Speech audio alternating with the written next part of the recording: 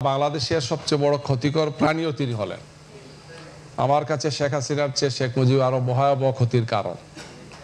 তিনি বাংলাদেশকে ধ্বংস করেছেন, স্বাধীনতাকে ধ্বংস করেছেন। বাংলাদেশ 7 নভেম্বর আমাদেরকে একটা জিনিস শিখিয়েছে যে দীর্ঘ স্বাধীনতা যুদ্ধের আগে শেখ মুজিবুর রহমান সাহেব তো হিরো ছিলেন, বাংলাদেশের স্থপতি, যিনি বারবার জেল খেটেছেন দেশের জন্য, স্বাধীনতার জন্য, মানবতার জন্য, দেশবাসীর জন্য।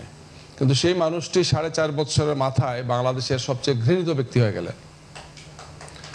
সবচেয়ে ঘৃণিত ব্যক্তি শুধু হলেন না, বাংলাদেশের সবচেয়ে বড় ক্ষতিকর প্রাণীও তিনি হলেন। আমার কাছে শেখ হাসিনার চেয়ে শেখ মুজিব আরো ভয়াবহ ক্ষতির কারণ।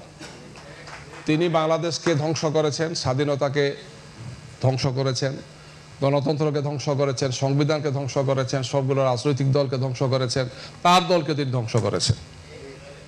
পরিণাম 75-এর মধ্যে 75 ঘটেছে গিয়ে, 2 বছরের মাথায় গিয়ে 77 এসছে, যেটা আজকের এই দিনটি হয়েছে গিয়ে। এখানে আরেকটি বৈচিত্র্য হয়েছে যে যিনি রাজনীতি এবং গণতন্ত্রের প্রশ্নে আপোষহীন ছিলেন, তিনি খলনায়ক হয়ে গেলেন। বাংলাদেশের ইতিহাসে না, পৃথিবীর ইতিহাসের সবচেয়ে একনায়ক শাসক তিনি হলেন। আবার দেশবাসীর কাছে আরেকজন ব্যক্তি যিনি রাজনীতি করেন নাই, ক্যান্টনমেন্টে ছিলেন, দেশের সেনাপ্রধান ছিলেন, তিনি এসে জনগণের নেতা হয়ে গেলেন। কারণ তিনি মানুষের ভাষা বুঝতে পেরেছিলেন। শহীদ প্রেসিডেন্ট জিয়াউর রহমান, যার কথা আজকে আমরা আলোচনা করছি, 7 নভেম্বর, যার সাথে অতপ্রতভাবে জড়িত। এটি বাংলাদেশের রাজনীতির একটি অসাধারণ বৈচিত্র্য, একটি অসাধারণ সৌন্দর্য। এটি আমাদেরকে 24 বুঝতে হলে এটাকে বুঝতে হবে। এই দেয়ালের লেখাগুলো আমাদেরকে বুঝতে হবে। এই দেয়ালের লেখা শেখ মুজিবুর রহমান বুঝতে পারেন নাই, কিন্তু জিয়াউর রহমান সাহেব বুঝতে পেরেছিলেন। জনগণের নেতা তিনি হতে পেরেছেন। রাজনীতি করেন নাই, কিন্তু অসাধারণ একজন রাজনীতিবিদ হয়ে গিয়েছেন। তিনি তার সময়কে উপভোগ করেছেন, তিনি তার সময়কে নেতৃত্ব দিয়েছেন, তার কন্ট্রোলে তিনি নিয়েছেন। এটি অবশ্যই আজকে আমাদের ছাত্র এবং বুদ্ধিজীবী চিন্তাবিদ যারা আছেন তাদেরকে ভাবতে হবে।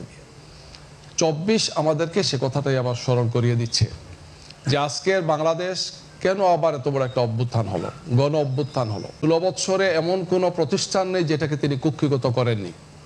বাংলাদেশের সেনাবাহিনী, বাংলাদেশের আইন শৃঙ্খলা বাহিনী, পুলিশ, র্যাব ইত্যাদি ইত্যাদি, সিভিল প্রশাসন, সাংবাদিক, ব্যুরোক্রেসি, মিডিয়া হাউস, ব্যবসায়ী, কোনো কিছুই তার নিয়ন্ত্রণের বাইরে ছিল না। মনে হচ্ছিল অনন্তকাল এগুলো চলতেই থাকবে।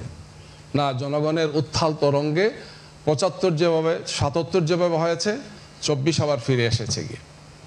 এই দেয়ালের লেখাটা এখন রাজনীতিবিদদের পড়া উচিত। দীর্ঘ 9.5 থেকে 10 মাস, 15 ফেব্রুয়ারি থেকে আরম্ভ হয়ে অক্টোবর পর্যন্ত কিন্তু আমরা অনেকগুলো সংস্কারের প্রস্তাব করেছি। আমরা একটা জুলাই জাতীয় সনদে স্বাক্ষর করেছি। সামনে আমরা একটা নির্বাচনের জন্য প্রস্তুতি নিচ্ছি। এই সমস্ত বিষয়গুলো আমাদের সামনে চিন্তার বিষয়। এগুলা যদি আমরা আবারও স্বৈরশাসক ফেসিবাদকে আমরা ঠেকাতে চাই, এই ধরনের একদলীয় ব্যবস্থা বা এক ব্যক্তির শাসন, তাহলে অবশ্যই এই জন আকাঙ্ক্ষাকে আমাদেরকে বুঝতে হবে এবং সেটাকে পূরণ করতে হবে। এটি 7 নভেম্বরের চেতনা আমি মনে করি আবার আমাদেরকে স্মরণ করিয়ে দিচ্ছে গিয়ে।